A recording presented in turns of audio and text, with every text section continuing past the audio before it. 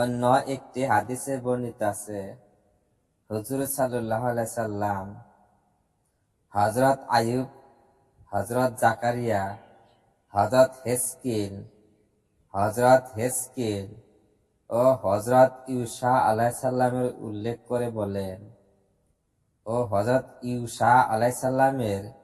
উল্লেখ করে বলেন, তারা প্রত্যেককে ৮০ বৎসর করে আল্লাহর ইবাদতে লিপ্ত ছিলেন ও তাহারা মুহূর্ত কালেও পাপ করেন নাই। ইহাতে সাহাবাগণ স্তম্ভিত হলেন এবং সঙ্গে সঙ্গে হযরত জিবরীল আলাইহিস সালাম জিবরাইল আলাইহিস সালাম সূরা কদর সহ অবতীর্ণ হন। প্রকৃত পক্ষে ইহা একটি আল্লাহর অপূর্ব নিয়ামত। উহাতে আমল করা আল্লাহর তৌফিকেই সম্ভব।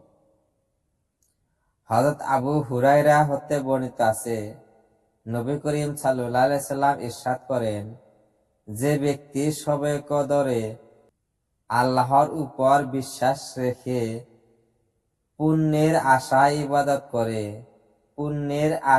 ইবাদত করে তার পূর্বকৃত সমস্ত পাপ আল্লাহ পাক মাফ করে দেয়।